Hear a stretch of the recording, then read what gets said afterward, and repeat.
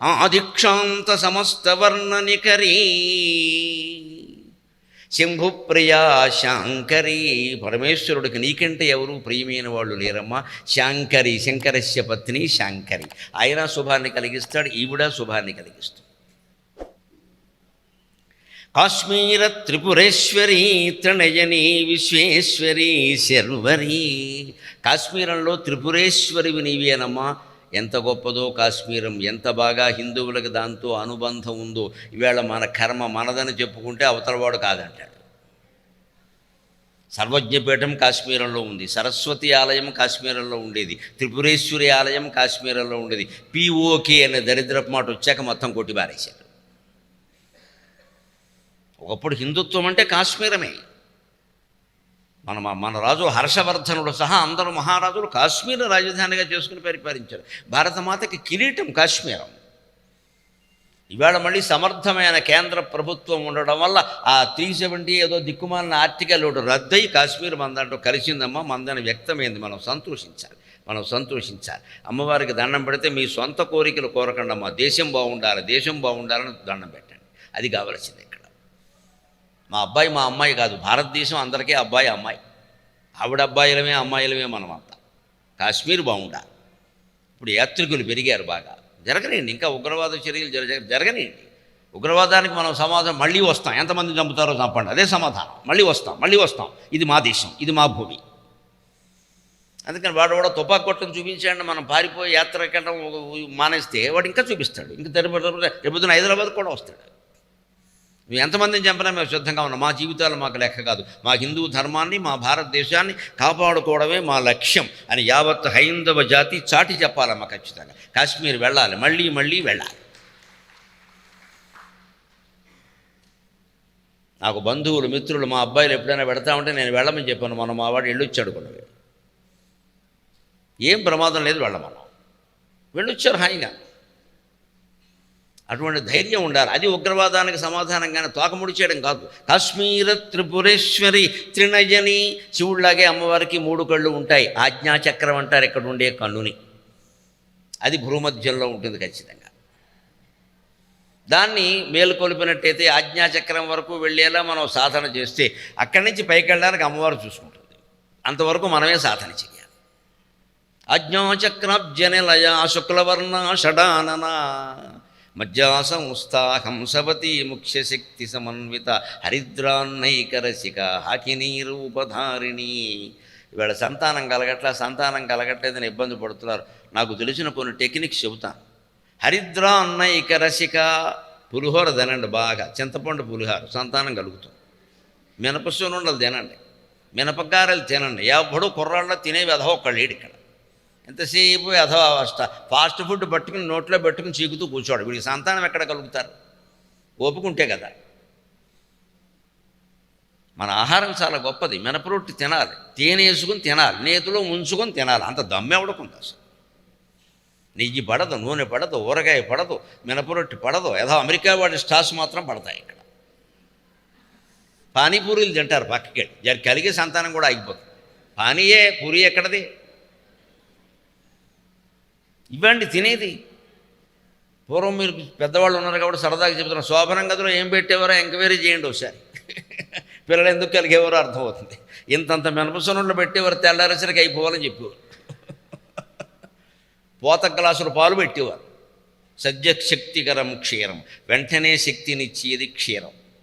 వెంటనే శక్తిని హరించేది దాంపత్య బంధం. అంతకంటే వ్యాఖ్యానిస్తే బాగుంటుంది. ఇది వెంటనే శక్తిని హరిస్తుంది, అది వెంటనే శక్తిని ఇస్తుంది. అందుకని పాల గ్లాసు పట్టుకుని అమ్మాయిని వెళ్ళమని. ఇప్పుడు వెళ్ళమంటే ఐ డోంట్ స్విగ్గీ జొమాటో.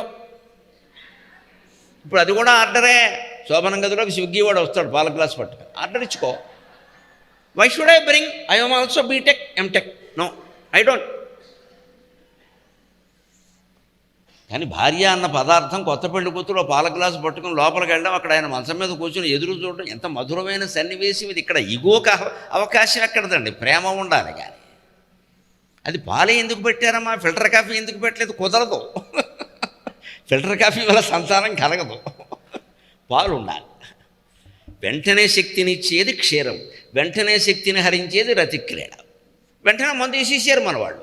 హిందువుల ఆచార వ్యవహారాలు పెద్దవాళ్ళు, ముఖ్యంగా 80 ఏళ్ళు దాటిన స్త్రీలు పురుషులు చెప్పింది చెప్పినట్టు ఆచరిస్తే అన్ని సంతానాలు కలుగుతాయండి, అందరి వంశాలు బాగుంటాయి, అన్ని కుటుంబాలు బాగుంటాయి. పెద్దవాళ్ళు చెప్పినట్టు వినండి, ఎదిరించకండి, మాట్లాడకండి. అసలు వాళ్ళు చెప్పారు, చేసిండి అంతే. మనం క్షేమం కోరేవాడు తల్లిదండ్రి తాత మామ కంటే ఎవరు ఉంటారండి బాబు? ఎవడో ఫ్రెండును యూట్యూబర్ మన క్షేమం కోరతాడా? వాళ్ళు పూర్వం చేసి చెప్పారు అవన్నీ ఇక్కడ, అవి ఇక్కడ నేను ఆదిక్షాంత సమస్త వర్ణనకరీ శంభుప్రియా శాంకరి కాశ్మీర త్రిపురేశ్వరి త్రినయని. ఆజ్ఞాచక్రం వృద్ధి పొందాలంటే ఏం చెప్పారు అక్కడ? మజ్జా సంస్థ హంసవతి. మజ్జా అదే ముక్కలం పురుషుల్లో ఉండేటువంటి రేతస్సుకు మూలం మజ్జా. మనం తింటూ కొన్నిసార్లు మజాగా ఆ మధ్య నుంచే వచ్చింది, ఆ మజా జావత్తు పోయింది. మూలగా అంటారు దాని తెలుగులో. అది బలం, అది పురుషుల్లో శక్తిని, సంతాన శక్తిని పెంచుతుంది. స్త్రీలోకి వెళ్ళి ఆవిడ గర్భం ధరిస్తుంది, ఆవిడ శోణితంగా మారుతుంది. అంతవరకు 6 ధాతువులు ఇద్దరిలో ఉంటాయి. పురుషుల్లోకి చర్మధాతువు రేతస్సుగా మారుతుంది, స్త్రీలోకి చర్మధాతువు రక్తంగా మారుతుంది. మళ్ళీ ఈ రేతస్సు రక్తము కలిసినప్పుడే గర్భం ధరించేది. శుక్ల శోణితములు, శోణితం అంటే రక్తం. ఇదంతా విజ్ఞానం, లలితా సహస్రంలో ఉన్నది విజ్ఞానం, అది మతం కాదండి. విజ్ఞానం ప్యూర్ సైంటిఫిక్. సంతానం కలగడం, సంతానం పెంచడం అన్నీ చెప్పారు అందులో. అందుకని త్రినయని ఊరికే ఏదో 3 కళ్ళు కలిగింది అని మనం 3 కళ్ళ దగ్గర 3 బొట్లెట్టేస్తే కుదరదు ఇక్కడ, దానికోసం కాదు అది. కాశ్మీర త్రిపురేశ్వరి త్రినయని విశ్వేశ్వరి, విశ్వానికంతటికీ అధినాయకురాలు ఆవిడే. శర్వరి చాలా గొప్ప మాట. దీనికి వ్యాఖ్యానం చేయాలంటే విష్ణు సహస్రం చదవాలి. దానికి భాష్యం శంకరాచార్య రచించారు, ఈ స్తోత్రము శంకరాచార్య రచించారు. విష్ణు సహస్రంలో ఒక మాట ఉంటుంది, శిశిర శర్వరీకరహ అని ఉంటుంది. శర్వరీకరహ ఏమిటిది? శిశిర అంటే ఈ శిశిర ఋతువు. సరే, అన్ని ఋతువులు భగవంతుడే, అది కూడా ఆయనే. అది కాదు, శర్వరీకరహ అక్కడ ప్రత్యేకమైన వ్యాఖ్యానం రాస్తారు శంకరాచార్య. వ్యాఖ్యానం వల్ల ఎప్పుడు మంత్రం కానీ శ్లోకం కానీ కవిత్వం కానీ శోభిస్తుంది. కవి కరోతి కావ్యాన్ని వ్యాఖ్యాత వేత్య తద్రసం అన్నారు. కవి కావ్యం రాస్తాడట, దాంట్లో ఉండే రసం ఎవరికి తెలుస్తుందంటే విమర్శకుడికి తెలుస్తుంది. కవికి కూడా తెలియపోవచ్చు ఒకసారి. కవికి ఆ భావం ఆ భాష అనుకోకుండా వస్తుంది, అదే దైవానుగ్రహం. వస్తుంది అలాగా, మూడ్ అంటారు, వచ్చేస్తుంది అలాగే. దీని అర్థం ఏంటంటే ఏదో వచ్చిందంటాడు కవి, ఒకసారి చెప్పలేడు.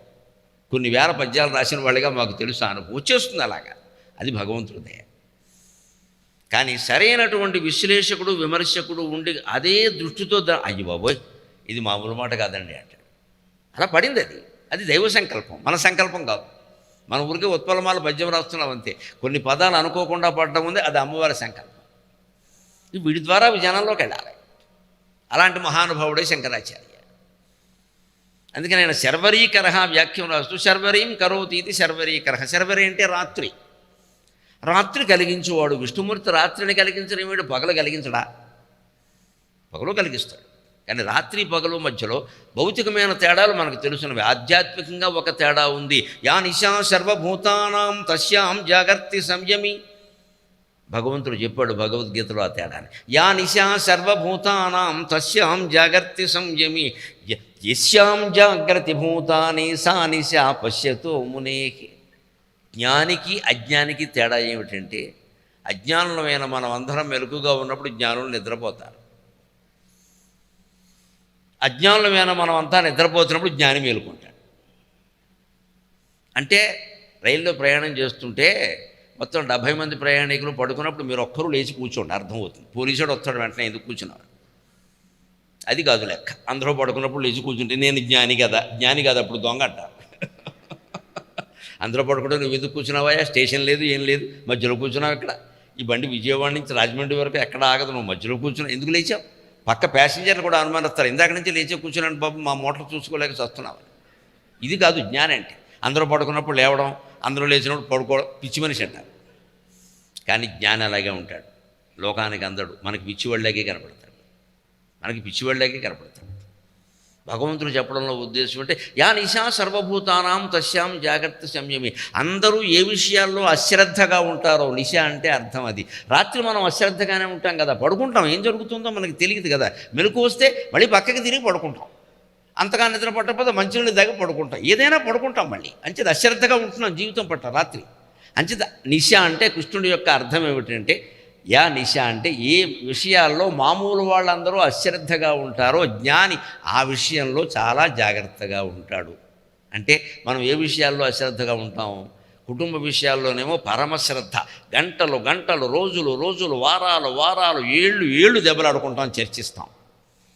విష్ణు సహస్రంలో ఏదైనా నామానికి వ్యాఖ్యానం గురించి చర్చ ఎవరైనా చెప్పడమో మన దగ్గర రావడం వస్తే అవన్నీ మనకు తెలుస్తాయేటి, ఎందుకు వచ్చింది, కాస్త కాఫీ పెట్టండి అంటాం. అంతే. ఇక్కడ మన దృష్టి అంతా దిక్కుమాలిన కాఫీ మీదే. ఎన్ని కాఫీలు తాగేమో, కర్ణాటకలో కాఫీ తోటలన్నీ మన వల్ల అయిపోయి, అయినా ఇంకా సరిపోలేదు. ఇదే అజ్ఞానానికి జ్ఞానికి తేడా. అత్యంత ముఖ్యమైన విషయాలు మాట్లాడుకుంటుంటే మనం నిద్రపోతూ ఉంటాం. మనకు అక్కర్లేదు. మనకి ఎంతసేపు పిల్లలు కలగడం, వాళ్ళ చదువులు, వాళ్ళ ర్యాంకులు, వాళ్ళు మళ్ళీ ఇలాగే ఇది 3 కోట్లు అయితే అది 6 కోట్లు పెట్టి వాళ్ళ అపార్ట్మెంట్ కూడా ఇది పూజ అయితే దానికి పూజ అని పేరెట్టడం, ఇదే కావాలి మనకి.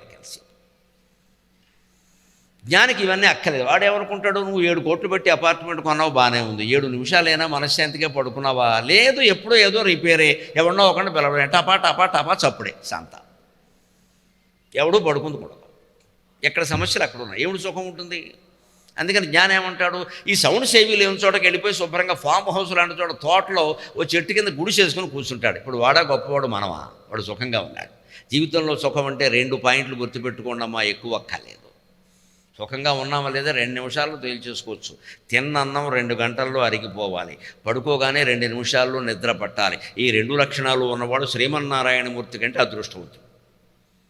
అవి ఉన్నాయో లేదో చెక్ చేసుకోండి, పరిశీలించుకోండి. నాకు అది కావాలి, ఇది కావాలి. నువ్వు పడుకోగానే నిద్ర పట్టిందని ఎందుకు పట్టట్లేదు? డబ్బు డబ్బు డబ్బు, అధికారం, ఆధిపత్యం, పోరాటం, అసూయలు ఎన్నున్నాయో నిద్ర పట్టదు. అవి ఏమీ లేనివాడికి హాయిగా ఓం నమో భగవతే వాసుదేవాయ అని పడుకుంటాడు. అంతే. వాడికి తెల్లారడం గురించిన చింత ఉండదండి. వాడు ఏమంటాడు పడుకునేటప్పుడు, అమ్మా నీకు నమస్కారం, తెల్లవారు లేపితే మళ్ళీ నమస్కారం, లేకపోతే ఇది చివరి నమస్కారం, గుడ్ బై, అంతే. అంటే మనం సిద్ధంగా ఉన్నాం మృత్యువుకి. వాడు పడుకుంటాడు. మనం మృత్యువుకి సిద్ధంగా ఉన్నాం. తెల్లారు లేచాక చేసే పనులు లెక్కేసుకుంటూ కూర్చుంటాం. అసలు అంతవరకు మనం ఉంటామా? ఉండకపోతే ఏమీ చేయగల, మొహం కూడా కడుక్కోగల. ఈ ఆలోచన రాదండి. 25 ఏళ్ళ వాడికి రాకపోతే నాకు బాధ కాదమ్మా. 70 ఏళ్ళు వచ్చినా రాదు, 80 ఏళ్ళు వచ్చినా రాదు. అది ఇంకా కళ్ళకంటూ ఉంటాడు. ఇక్కడ ఏమి నువ్వు కళ్ళకనేది? ఇక భగవంతుడు కల్లోకి రావాలి నీకు, లేకపోతే నువ్వేనా ఆయన కల్లోకి వెళ్ళాలి. ఏం చేస్తావు ఇక్కడ కూర్చుని? ఇంకా ఏదో తాపత్రయం, అది అజ్ఞాని అంటే. అందుకే భగవంతుడు అన్నాడు, మీరందరూ పగలగా భావించేటప్పుడు జ్ఞానులకు అది రాత్రి, వాళ్ళు ఆ విషయాలు పట్టించుకోరు. మీరు ఏ విషయాలు మెలకుగా ఉండి బాగా చర్చించుకుంటారో, డబ్బుల గురించి, పదవుల గురించి, పీఠాల గురించి, ఆధిపత్యాల గురించి, వాటి గురించి, ఆ విషయాలు జ్ఞాని అయిన వాడు పట్టించుకోవడం చాలా తీసే, ఇంకేంటి అంటాడు.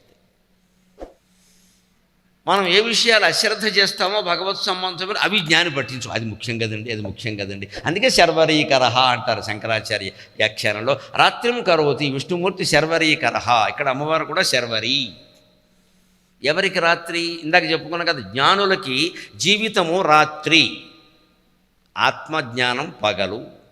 అజ్ఞానులకి జీవితమే పగలు, ఆత్మజ్ఞానం రాత్రి. అంచేది అక్కడ విష్ణుమూర్తి అయినా ఇక్కడ అమ్మవారైనా జ్ఞానులకు ఏది రాత్రి కావాలో ఆ రాత్రి ఇస్తారు, మనకేది రాత్రి కావాలో అది ఇస్తారు. ముఖ్యంగా అమ్మవారి ఆరాధనలో విశేషం అది. విష్ణుమూర్తి వైభవాన్ని ఇస్తాడు, శివుడు జ్ఞానాన్ని ఇస్తాడు, రాముడు ధర్మాన్ని ఇస్తాడు, కృష్ణుడు లీలామానుష వేషధారి, లీలగా భావించరా జీవితం అంతా అంటాడు. అమ్మవారి విశేషం ఏమిటో తెలుసా? భోగమోక్షప్రదాయిని.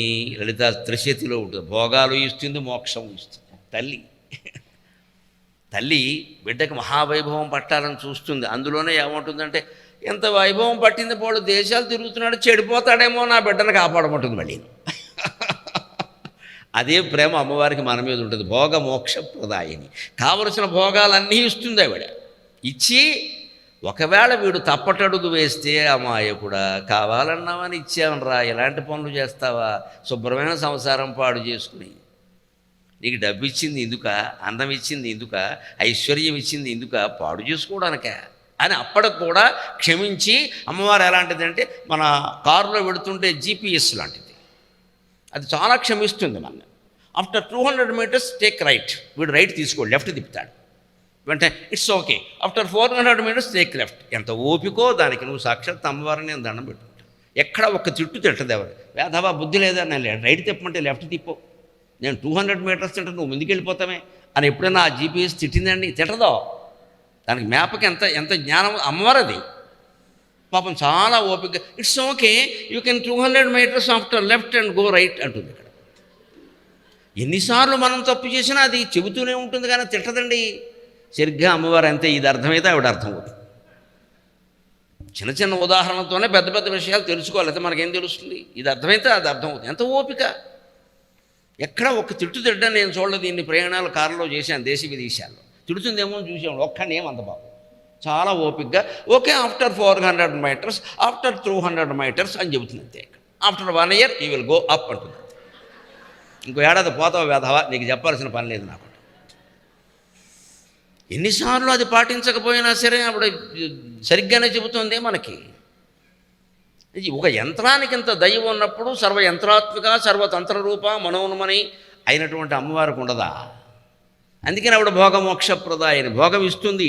వాడు తప్పు చేసి మళ్ళీ గోతులో పడితే పోన్లే పాపం బిడ్డ, వాడిని కాపాడాలి, వీడు జైలుకి వెళ్ళిపోతే ఎలాగా అని ఏదో రకంగా వాడిని కాపాడుతుంది. అంచేది మొత్తం మీద భగవత్ స్మరణ శ్రీమాత్రే నమః శ్రీమాత్రే నమః అనేది మానకుండా మనం చేస్తే తప్పు చేసినా కూడా బయటపడతాం. అనుమానం ఏం లేదు అందులో. ఒప్పు చేస్తే బయట ఉంటాం, వేరే చెప్పక్కర్లేదు. అందుకని ఆవిడ శర్వరి, విశ్వేశ్వరి శర్వరి, స్వర్గద్వార కవాట పాట నగరి కాశీపురాధీశ్వరి. స్వర్గద్వారాల తలుపులు తెరిచి ఉంటాయి. భోగమోక్షప్రదాయిని అంటే అర్థం అది. భగవదారాధన చేసేవాడికి పుణ్యకార్యాల కారణం కేవలం ఆరాధన సరిపోదండి. సమాజ సేవ నన్ను అడిగితే పూజల కంటే మంత్రాల కంటే యజ్ఞాల కంటే సోషల్ సర్వీస్ అది నిజమైనటువంటి దైవభక్తి. అది నిజమైనటువంటి దైవభక్తి. మీరు ఏదైనా సేవ చేయాలనుకుంటే దానికి పూజ కానీ పారాయణ కానీ ఏదైనా అడ్డం వస్తే ఇది మానేయండి, అదే చేయండి. నేను అదే చెప్తాను. శాస్త్రాలు అదే చెప్పాయి. మానవ సేవ మాధవ సేవ. మాధవ సేవ మానవ సేవ అని చెప్పలేదు. మానవ సేవే మాధవ సేవ. ఎందుకంటే దేవుడు జీవుడు వ్యష్టి, దేవుడు సమష్టి. అందరూ కలిసింది దేవుడు, ఒక్కరు ఉన్నది జీవుడు. నువ్వు అందరి కోసం చేస్తున్నావు. సేవ అంటే అర్థం ఏంటి? అప్పుడు దైవ సేవ చేస్తున్నట్టే. నువ్వు నామాలు చదివితే చదవకపోతే, నువ్వు పూజ చేస్తే చేయకపోతే. పైగా పూజల్లో బోల్డ్ శంకలు ఉంటాయి. మానవ సేవలో ఏ శంక లేదు. ఎంత చేస్తే అంత చేస్తే, ఎప్పుడు ఆపేస్తే అప్పుడు ఆపేయచ్చు. సాటి మానవులకి, లేని వాళ్ళకి, పేదవాళ్ళకి, అనారోగ్యంతో ఉన్న వాళ్ళకి సేవ చేయడం కంటే వేరే యజ్ఞము పూజ అశ్వమేధ యాగం వేరే ఉంటాయా? అది ఇక్కడ చెబుతున్నాడు. స్వర్గద్వారాలు ఎవరికి తెరుచుకుని ఉంటాయి, ఎందుకు తెరుచుకుని ఉంటాయంటే భూమి మీద సేవ చేసిన వాళ్ళకి అమ్మవారు ఏం చేసి వాళ్ళు అందరికీ తోడు ఉపయోగపడే పని చేస్తున్నాడు. వాడు నన్ను స్మరించాడా లేదా, గుళ్ళోకి వచ్చాడా లేదా, మీకెందుకు, నేను వాడుతూనే ఉన్నా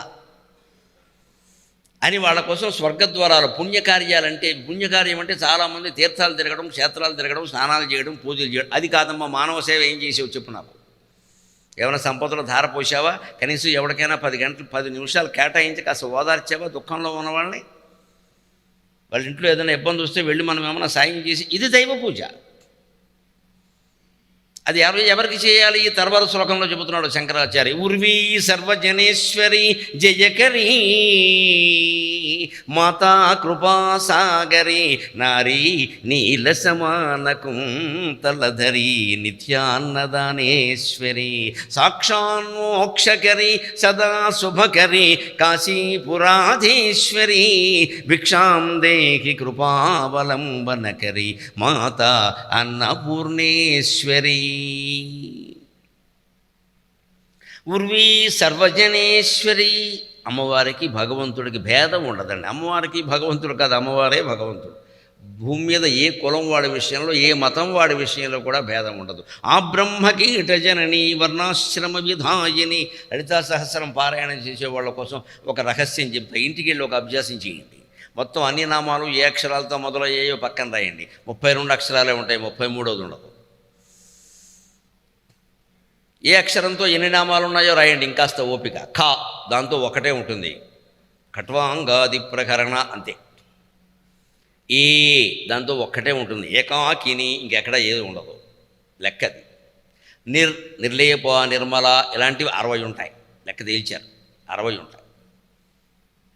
ఒకే నామం ఉండేటువంటి అక్షరం దగ్గర నుంచి ఎక్కువలో ఎక్కువ ఎంతవరకు 122 అక్షరాలు నామాలు ఉండేటువంటి అక్షరం కూడా ఉంది. మొత్తం అన్నింటిలోకి ఏది ఎక్కువ తెలుసా? సకారం ఎక్కువ. సవ్యాపసవ్య మార్గస్థ, స్వస్థ, స్వభావ, మధుర, ఇవన్నీ. ఈ స అనే అక్షరంతో మొదలయ్యే నామాలు 122. మీరు లెక్కపెట్టి చూసుకోండి. 122. వ్యాసుడు విష్ణు సహస్రం రాసింది వ్యాసుడే, లలితా సహస్రం రాసింది వ్యాసుడే. విష్ణు సహస్రంలో కేవలం భక్తి ఉంది, లలితా సహస్రంలో శాస్త్రజ్ఞానం ఉంది, భక్తితో పాటు శ్రద్ధ ఉంది, ఒక ప్రణాళిక ఉంది. అక్కడ భక్తి తన్మయత్వం. ఇది ప్రణాళిక. ఇది ఒట్టి నాలిక కాదు, ప్రణాళిక. ఏ నామం ఏ అక్షరంతో ఎన్ని నామాలు రాయాలో ఓ లెక్క పెట్టుకుని రాశాడే. 122 నామాలు ఉంటాయి. దేంతో? సకారంతో. నెక్స్ట్ మరి సెకండ్ మార్క్ ఎవరితో తేల్చాలి కదా, తేల్చుకోండి. 112 ఉంటాయి. మకారం, మహేశ్వరి, మహాకాళి, మహాగ్రాస, మహాశన, అలాంటి మకారంతో మొదలయ్యే నామాలు 112 ఉంటాయి.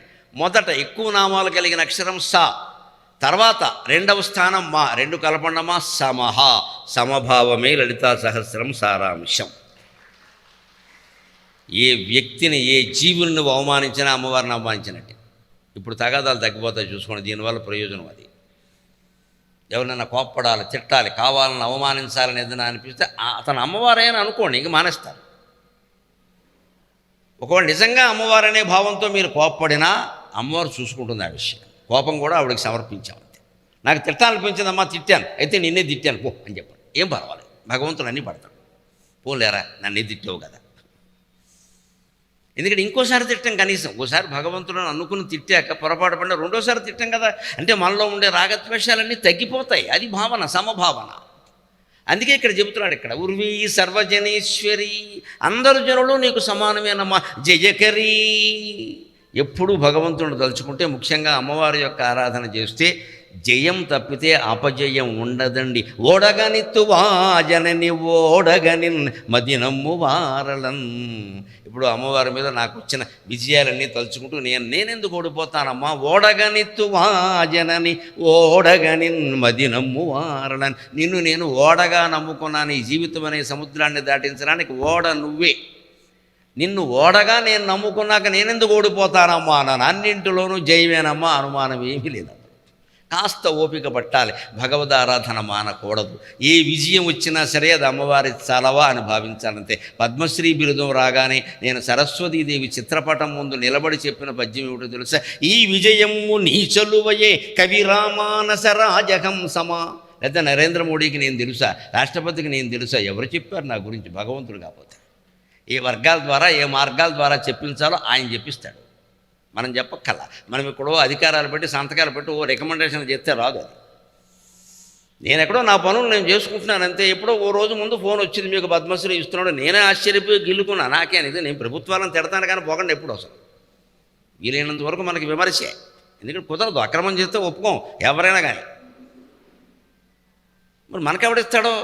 వీళ్ళు ఎవరు చెప్పందే వాళ్ళు ఇవ్వరు. మరి వాళ్ళ దృష్టికి ఎలా వెళ్ళిందో తెలియదు. అందుకే నేను సరస్వతి చిత్రపటం ముందు నిలబడి చెప్పాను, జయకరి నువ్వే కదమ్మా జయం ఇచ్చేది. ఈ విజయము నీ చలువయే కవిమానస రాజహంసమా.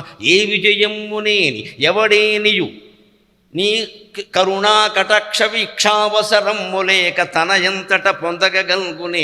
ఏ విజయము నేని ఎవడేనియు నీ కరుణా కటాక్ష వీక్షావసరమ్ము లేక తనయంతట పొందగల్గునే. భవద్భావి కటాక్షముల్ నన్ను ప్రపంచమునే మరిపింపజేయుతన్.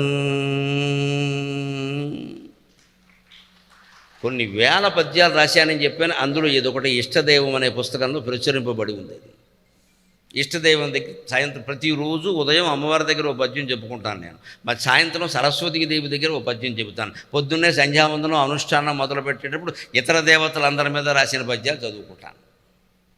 నాకు ఇష్టదైవాలు సరస్వతి, అమ్మవారు. ఎందుకంటే నాది భాష, నా డిపార్ట్మెంటే లాంగ్వేజ్. మేము సరస్వతి దేవిని కొలవకపోతే ఎలాగా? మా డిపార్ట్మెంట్ అది. మాకు ఆవిడంటే చనువు. మాకు డబ్బు కావాలన్నా సరస్వతీదేవిని అడుగుతాను నేను. లక్ష్మీదేవిని ఏమో ఆవిడెవరో నాకు తెలియదమ్మా, నువ్వు రికమెండేషన్ చేయంటాను. నేను చదువుకున్నాను, నాకు చదువు కావాలి, చదువు ద్వారానే డబ్బు రావాలి. ఎవరో ఊరికే వాడికాళ్ళు వీడికాళ్ళు పిసిగితే డబ్బు రావడం ఏంటి దరిద్రం. నా చదువు నా గౌరవంతో నాకు రావాలి అంటే సరస్వతిని ఇచ్చుకుంది ఆవిడ, చెప్పుకుంది. అత్త కూడా అంటారు కదా, చెప్పుకుంది ఆవిడ. ఇప్పుడు డబ్బుకి లోట్లేదు, మనశ్శాంతికి లోట్లేదు, ముందు దేనికి లోట్లేదు. చేయి చాపే స్థితిలో లేము, భగవంతుడు దేవలు ఇతరులకు ఇచ్చే స్థితిలోనే ఉన్నాం. ఈ విజయము నీ చలువయే కవి మానస రాజహంసమా, నాలాంటి కవుల మనస్సుల్లో మానస సరోవరాల్లో ప్రయాణించే రాజహంసమమ్మ నువ్వు. మేము నిన్ను ఆరాధిస్తున్నాం కదా, అంచేది ఈ విజయం నీది, నాది కాదు. ఏ విజయము నేను ఎవడేనియు నీ కరుణా కటాక్ష వీక్షావసరము లేక తనయంతట పొందగలుగునే. అసలు ఏ విజయం జీవితంలో ఎవడు సాధించినా దైవానుగ్రహం లేకుండా సాధించడం సాధ్యం కాదండి. ఎంత కష్టపడినా సరే సాధ్యం కాదండి. కష్టానికి తోడు ఇష్టదైవాన్ని ఆరాధించవలసిందే, అది తప్పనిసరి. ఎందుకంటే నిన్న చెప్పాను మీకు, జీవితం 3 దశలు 3 స్థితుల మీద ఆధారపడి ఉంటుంది. 75% మన మనస్థితి, 15% చుట్టూ పరిస్థితి, 10% గ్రహస్థితి. నీ మనస్థితి మీదే 75% ఆధారపడింది. దయచేసి తప్పుకునే ప్రయత్నం చేయొద్దు. ఈ పాడు పని ఎందుకు చేసామంటే నా బుద్ధి చెడిపోయింది చేశానని చెప్పాలి, కానీ కుజుడు 6లో ఉన్నాడు, శుక్రుడు 3లో ఉన్నాడని ఎదవేషాలు ఏది ఇక్కడ. నువ్వు ఇంట్లో ఉంటే ఇవన్నీ జరగకుండా ఉండేవి. ఇవన్నీ చెప్తారు అక్కడ, వాస్తు దోషాలు జాతకం ఎందుకు తప్పించుకోవడానికండి. వంకర పనులన్నీ చేసేసి కూలిపోయిన తర్వాత మొత్తం నాశనం అయ్యాక వారు కారణం, వీరు కారణం, సూర్యుడు కారణం, చంద్రుడు కారణం, వాళ్ళంతా వస్తారు ఇక్కడికి. నాటకాలు ఆడుతున్నారండి జనం, అనుమానం లేదు ఇక్కడ. నీ తప్పును ఒప్పుకోవడం ఇష్టం లేక. అదే గొప్పతనం ఏదైనా సాధ్యం, నేను ఇంత చదివానంటే నా గొప్ప. అప్పుడేమయ్యారు మరి వాస్తు? బహుశా నువ్వు పరీక్ష రాసించోడ వాస్తు బాగుండడం వల్ల పరీక్ష నెగ్గేవేమో. నీ గొప్పతనం ఏం లేదా అంటే, గొప్పతనం ఏదైనా ఉంటే అది నీదా, ఓడిపోతేనేమో గ్రహస్థిత. No logic at all. నవగ్రహాలను అవమానిస్తున్నాం మనం. అన్నిటికీ వాళ్ళే కారణం కావాలి కదా. ఒకటి మనమే, ఒకటి వాళ్ళు ఎలా అవుతారండి? నాటకం ఇది. ఎంత కష్టపడినా విజయం మనం వరించాలంటే చుట్టూ పరిస్థితులు అనుకున్నాం కదా, అవి భగవంతుడి చేతుల్లో ఉంటాయమ్మా. పరిస్థితులు ఎలా ఉన్నా కంగారు పడకుండా ఒక్క మాట చెబుతా, పరిస్థితులు మీ గుప్పిట్లో ఉండాలంటే పరమేశ్వరుడు మీ గుండెల్లో ఉండాలి ఖచ్చితంగా.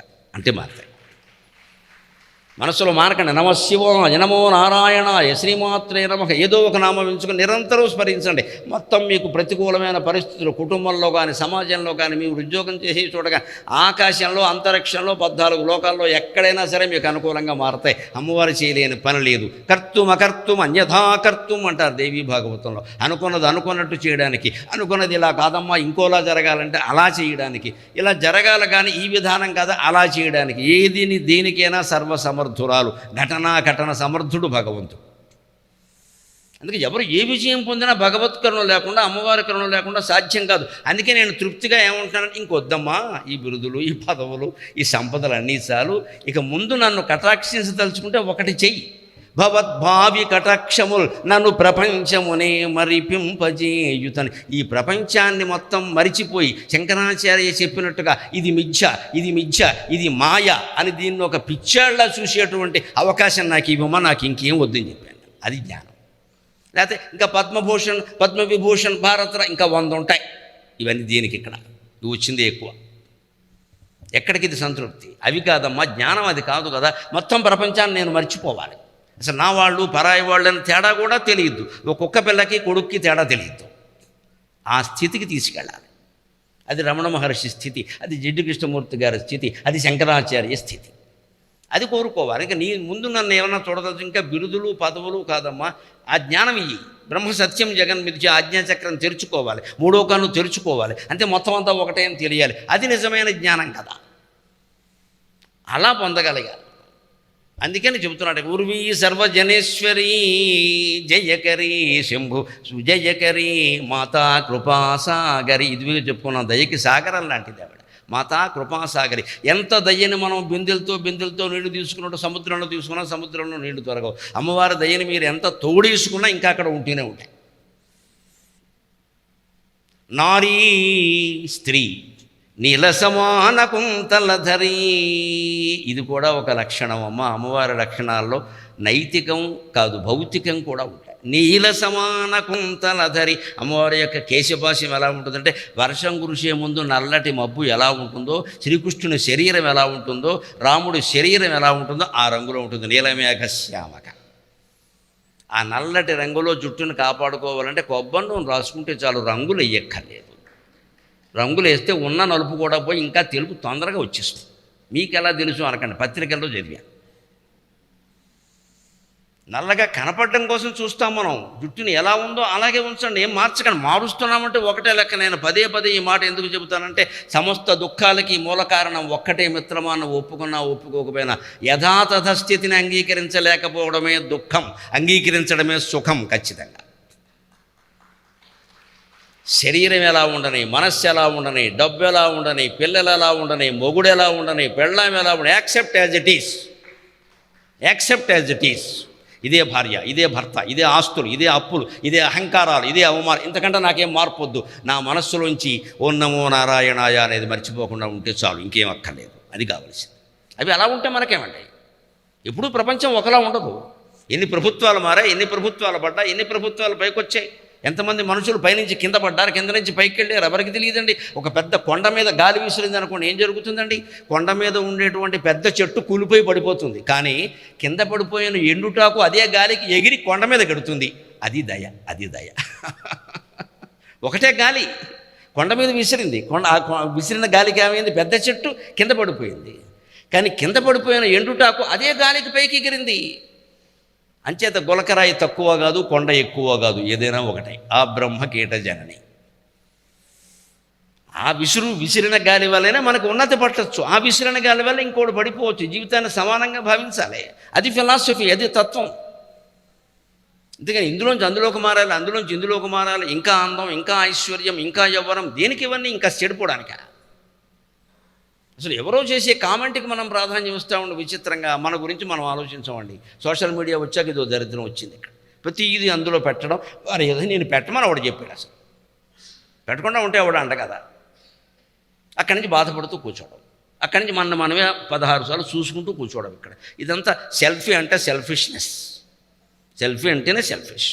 దాని నుంచి బయటపడాలి. జయకరీ మాతా కృపాసాగరీ నారీ నీల సమాన కుంతలధరి. వాడవలసిన ద్రవ్యాలు మాత్రమే, అగరు పొగ లాంటివి వాడడం వల్ల మాత్రమే ఆవిడ జుట్టు అలాగే నల్లగానే ఉంటుంది, అందంగా ఉంటుంది, ఏమి ఇబ్బంది లేదు. నిత్యాన్నదానేశ్వరి, అన్నపూర్ణేశ్వరి అంటేనే నిత్యాన్నదానం కదా. అందుకని నిత్యాన్నదానం. ఇవాళ చూడండి, ప్రసిద్ధమైన దేవాలయాలు కాదు, అసలు గుడి కట్టారంటే ముందు అన్నదానం. ప్రతి గుళ్ళో అన్నదానాలు జరుగుతాయి. ఒక్క మాట చెబుతానమ్మా, అందరూ ధనవంతులే ఉంటారు కాబట్టి ఇక్కడ అన్నదానానికి లేనివాడు వెళ్ళాలి, మనం వెళ్ళకూడదండి. అందరూ వెళ్ళి ఎక్కడ క్యూ కడతారు నాకు అర్థం కాదు. ఉద్యోగాలకు వెళ్ళేవాళ్ళు అక్కడ తినేసి వెళ్ళిపోతున్నారు. నీ ఉద్యోగం సంపాదించుకుంటున్నావు కదా, నువ్వు బయటికి వెళ్ళి తిను. అక్కడ ఎలా తింటావు? ఏమన్నా అంటే దేవుడి ప్రసాదం ఇదా? నీకు అవసరం లేకపోయినా అన్నదానానికి వెళ్ళి అన్నం తింటున్నావు, దొంగతనం అంటాను నేను. దొంగతనం అంటాను దాన్ని. అది పేదల కోసం ఉద్దేశించింది, మన కోసం కాదు. మనం 10 మందికి చెయ్యాల్సిన వాళ్ళం. ఇంట్లో వండుకోవడం బద్ధకం, వెళ్ళి పార్సిల్ కట్టే.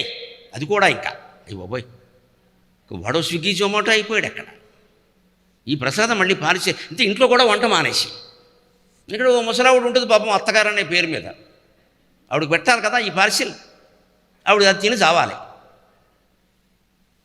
ఎంత విచిత్రంగా తయారయ్యండి. ఊళ్ళో అన్నదానం చేసేది పేదలకండి. అన్నదానం, దాని పేరే దానం. అన్నం బహుమతిగా ఏమిటి? అన్నదానం. పైగా అందులో స్వీట్ పెడతాం, పులిహో, ఇవన్నీ ఎందుకు పెట్టాలండి? చారు నీళ్లు పెడతారు, తింటే తినమనంటే పోతే పొమ్మనండి. జిల్లెళ్ళ మూడు అమ్మ పరమ అద్వైత సిద్ధాంతిని. ఎప్పుడూ పల్చటి నీళ్ల మజ్జిగి, ఎప్పుడూ చింతకాయ పచ్చడే, రెండోది ఉండదు అక్కడ. వెళితే వెళ్ళి లేకపోతే మానై. పిండి వంటలు వండి పెట్టారు జిల్లెళ్ళ మూడులో నీకు. ఎప్పుడు నీళ్ల మజ్జిగ, పల్చటి నీళ్ల మజ్జిగే. అమ్మ ఉన్నప్పుడు అంతే, అమ్మ వెళ్ళిపోయాక అంతే. అన్నదానం అది. కడుపుకి ఎంత అన్నం పెట్టాలి కానీ గడ్డ పెరిగేసి పెడతావా? వాడు అక్కడి నుంచి గడ్డపారెడ్డి తవ్వేస్తాడు ఆశ్రమాన్ని. పెట్టకూడదండి అలాగా. అన్నదానం దానంలాగే ఉండాలి. ఖరీదైన పదార్థాలు ఎందుకుంటాయి అందులో? అంటే మనం దానం వైభవం చేసేసాం ఇక్కడ. ఏం ప్రతి మంచి ఆచారాన్ని పరమచటతగా చేసేసాం మనం. అంచేత నిత్యాన్నదానం పెద్ద దేవాలయాల్లో డబ్బు ఉండి భక్తులకు పెడితే పెట్టచ్చు, అది వేరే విషయం. మనం అన్నదానం చేసామంటే పేదవాళ్ళకి మాత్రమే, ధనవంతులు రావక్కర్లేదు, పిలవ. మనం బంధువులు ఇంటికి పిలిచి భోజనం పెడతామండి, అన్నదానం చేస్తామా? వాళ్ళు వస్తారు. అన్నదానం అంటే బంధువులకు పెట్టేది వేరు, పేదలకు చేసే అన్నదానం వేరు. అవసరమైతే పేదలకు అన్నదానం అని బోర్డు పెట్టండి, వాళ్ళే వస్తారు, గొడవలేదు. వచ్చిన వాడు పేదవాడని తెలిసిపోతుంది, ఉన్నవాడు రాడు. అది లెక్క. నిత్యాన్నదానేశ్వరి సాక్షాన్మోక్షకరి సదా శుభకరి కాశీపురాధీశ్వరి. సాక్షాన్మోక్షకరి, వెంటనే మోక్షాన్ని ఇస్తుంది అమ్మవారు, వెంటనే మోక్షాన్ని ఇస్తుంది. అందుకని ఆ ఆరాధన చెయ్యాలి మనం. మీ పూజా మందిరంలో నేను చెప్పినట్టుగా మీరే ఆరాధన చేస్తూ ఉండిపోండి. ఇంత సమయం ఉదయం సాయంత్రం కేటాయించి ఏ యాత్రలు మీరు చేయక్కల్లా, ఏ తీర్థాల్లోనూ మునగాల్సిన పని లేదు. నేను నిన్ను నమ్ముకున్నానమ్మా, నువ్వు ఎందుకు కనపడవంటే ఆవిడ కనపడుతుంది ఖచ్చితంగా. నిన్ను నమ్మి సమస్త దేవతల నిందే ద్రోషితిన్. నేను చేసిన యాత్రలు చాలా తక్కువ, నా వల్ల ఆవిడ చేసినవి కూడా చాలా తక్కువ. నన్ను కట్టుకున్నందుకు కర్మ ఎక్కడికి లేదు, ఈ సభలకు రావడమే అంతే. ఒకవేళ ఏదన్నా ఆవిడ కాశీ పెడదాం రామేశ్వరం వాళ్ళు పిలిచినప్పుడు పెడదామంటాను, నా మొండితనం నాది, వెళ్ళను. అయినా చూసాం, కాశీ చూసాం, దక్షిణాది చేసాం, చాలా చూసాం, విదేశాలు కూడా తిరిగాం. అది భగవంతుడు దయ. నేను మాత్రం ఆవిడకి మొహమాటం లేకుండా ఎదురుగానే చెబుతున్నా, సహకరించింది పాప. ఉండవు శారద, వాళ్ళు పిలుస్తారు అప్పుడు వెళదాం. మధురై మా అన్నప్పుడు పిలుస్తారు అన్నాను, పిలిచారు మొన్న. ఎవడో శిష్యుడు ఉన్నాడు 40 ఏళ్ల క్రితం నా దగ్గర చదువుకున్నాడు, 40 ఏళ్ల క్రితం, జలంధర్ రెడ్డి అని. ఆయన ఏదో ఇంటికి వచ్చినప్పుడు ఇగో మీ అమ్మగారు ఎలా అంటోంది, మీకు ఎందుకంటే నా గొడవ నేను చూసుకుంటాను, అందుకని మధురైలో రోడ్డు అన్నీ వేసింది వాడే, ఏ గ్రేడ్ కాంట్రాక్టర్. రోడ్లన్నీ నావేనండి మధురై తమిళనాడు అంతా. మీరు ఎలా ఆలోచిస్తున్నారు, మీరు రండి అన్నాడమ్మ. 5 రోజులు నేను నిజంగా జేబులో పర్సు పెట్టుకుని వెళ్ళానండి. 10 రూపాయలు కూడా బయటికి తీయలేదండి. మా శిష్యుడు ఇద్దరిని సమస్త ఖర్చులు పట్టుకుని సీతారాములు ఇద్దరిని పుష్పక విమానంలో తీసుకెళ్ళి వచ్చాడు 5 రోజులు పాటు. ఈ వైభవం ఎప్పుడు పడుతుందండి? అమ్మవారి దయ వల్ల పడుతుంది. అమ్మ మన వల్ల పట్టదు. నేను ఆ పెద్ద మనిషికి చదువు చెప్పింది 79లో, అప్పుడు నా వయస్సు 20 ఏళ్ళు లేదు. అప్పుడు చెప్పిన చదువు ఆయన గుర్తుపెట్టుకుని ఇప్పుడు ఇంత ఉపకారం చేశాడు. ఏదో కొబ్బరి చెట్టు గురించి చెబుతూ ఉంటారు మన దగ్గర. శరస్య నిహిత భార నారికేళ నరాణ దద్యుర జీవితాంతం అమృతకల్పం. కొబ్బరి చెట్టు చిన్న దశలో ఉన్నప్పుడు, ఇంత మొక్కగా ఉన్నప్పుడు మనిషి నీళ్లు పోస్తాట. ఆ ఉపకారాన్ని కొబ్బరి చెట్టు గుర్తుపెట్టుకుని బాగా పెద్ద అయ్యాక బొండాలు తయారు చేసి ఇస్తుందట. పైగా ఇది చిన్నప్పుడు ఏదో ఒకసారి పోసాడు, అది కొబ్బరి చెట్టు అయ్యాక జీవితాంతం ఇస్తూనే ఉంటుంది. పైగా వీడు పోసింది మామూలు ఉప్పు నీళ్లు, అది తియ్యటి నీళ్ళు ఇస్తుంది. కొబ్బరి చెట్టులా ఉండాలండి మనిషి, కొబ్బరి చెట్టులా ఉండాలని ఖచ్చితంగా. శిరస్సు నిహిత భార, కృతజ్ఞతా భారాన్ని బొండాల రూపంలో కొబ్బరి చెట్టు మోస్తోంది. సుభాషితాల్లో చెబుతారు. మోసి ఏం చేస్తుంది, నాకెప్పుడో చిన్నప్పుడు నీళ్లు పోసాడు వీడు, మొక్కగా ఉన్నప్పుడు కోనసీమ నుంచి తెచ్చి ఇక్కడ నాటాడు వెర్రిమోహం, ఇంత నీళ్లు పోసాడు, వీడికి నేను ఇవ్వద్దా అని ఎదిగి ఓ 10 ఏళ్ళు అయ్యాక పెద్ద కొబ్బరి చెట్టే వాడికి నీళ్ళు ఇవ్వడమే కాదు పెద్ద ఆదాయం ఇస్తుంది లక్షల్లో. కొబ్బరి చెట్టుకు ఉండేపాటి కృతజ్ఞత మనకు ఉండద్దండి. ఉపకారం చేసిన వాళ్ళని ఎలా మర్చిపోతాం? నాకు ఆశ్చర్యమైంది. ఊరికే అంటే తీసుకు మొత్తం మధురై, శ్రీరంగం, తంజావూరు ఎక్కడా కాలు కింద పెడితే ఒట్టు గుళ్ళో కారు వెళ్ళదు కాబట్టి గుళ్ళో దింపేది అంతే. బాగుంటుందని అంతా అంతే. రూపాయి నేను బయటికి తీయలేదు, అన్నీ శుభ్రంగా స్టార్ హోటల్స్లో పెట్టాడు, ఏమీ లోటు లేకుండా తీసుకెళ్ళాడు. ఏమయ్యా ఎంత అసలు ఆ మాట మీరు అనకూడదు గురువు గారు, మీరు మాతో కలిసి 4 రోజుల పాటు కారులో ప్రయాణం చేశారు, నాకు అంతే చాలు అన్నాడు. ఆయన ఆనందం అయింది. వస్తాయమ్మా, అందరికీ వస్తాయి, నేను అనుభవించే చెబుతున్నా. భగవద్భక్తి కారణంగానే ఇప్పటికీ ఈ మనిషి నిత్యానందకరి అన్నట్టుగానే ఉన్నాడు. మీరు అలాగే ఉంటారు. భక్తి కారణం అన్నీ వస్తాయి, వెనకాలే వస్తాయి. అందుకని అప్పుడు నేను చెప్పాను, నిన్ను నమ్మి సమస్త దేవతల నిందే ద్రోషితిన్ యాత్రలో ఎన్నన్ గుండెల నుండు దైవమని భార్యన్ కూడా నొప్పించితి. యాత్రలో ఎన్నన్ గుండెల నుండు దైవమని భార్యన్ కూడా నొప్పించితి. అన్నన్నా 60 ఏండ్లు దాటినవి, 60 ఏండ్లు దాటినవి సాయం సంఖ్యలో నుండి ఓ చిన్నారీ పరదేవత ఎప్పుడు దర్శింపంగనవునో నిను. ఇది మన గుండెల్లోంచి వచ్చే మాట పద్యాల రూపంలో ఇలా ఉంటాయి. ఇలాంటి పద్యాలు అమ్మవారి మీద 200 రాసింది, 200. అవన్నీ అనుకోకుండా వచ్చినవే, ఎవరో అడిగితే చెప్పినవి, అవధానాల్లో చెప్పినవి కాదు. పూజా మందిరంలో ఉండగా, అనుష్ఠానంలో ఉండగా ఒక భావావేశంలో వచ్చినవి అంతే, సొంతం. నిన్ను నమ్ముకుని మిగిలిన దేవతలందరినీ వదిలేశానమ్మా, శ్రీమాత్రే నమః అంటూ కూర్చున్నాను. ఎక్కడ ఈ పాటికి విష్ణుమూర్తిని పట్టుకుంటే వైకుంఠానికి లాక్కెళ్ళేవాడేమో తెలియదు కదా, మరి దేవుడు మర్చితే. లేకపోతే అయ్యప్ప స్వాములు పట్టుకుంటే శబరిమల ఏం నిన్ను అమ్ముకున్నాను అక్కడ కూర్చోబెట్టావు. యాత్రలు లేవు, ఏమి లేవు. ఆవిడేమో యాత్రలు అంటే గుండెల్లో ఉంటాడు దేవుడు అని వేదాంతం చెప్పాను ఇక్కడ. మరి నాకు అక్కడికి వెళ్ళే యోగం ఎలాగో లేదు, నువ్వే నాకు అనిపించాలి కదా. చిన్నారి, చక్కని మాట, అది భగవత్ ప్రయోగం అంటే. చిన్నారి అంటే చిన్నపిల్ల, ప్లస్ సంస్కృతంలో కడితే చిత్ నారి. చితిస్తత్పద లక్ష్యార్థ చిదేకరస్వరూపిణి. చిత్ పదార్థం స్త్రీగా మారితే అదే అమ్మవారు. అందుకని చిత్ నారి, చిన్నారి. నువ్వు చైతన్య పదార్థం కదమ్మా, నువ్వు నాకు కనిపించినప్పుడు ఈ బతుకంతా దేనికి? తప్పించవలసింది భగవద్ దర్శనం కోసం అండి, భోగభాగ్యాల కోసం కాదు. అందుకోసం ఇంత విశేషంగా విపులంగా చెబుతున్నాను, అర్థం చేసుకుందురుగాక.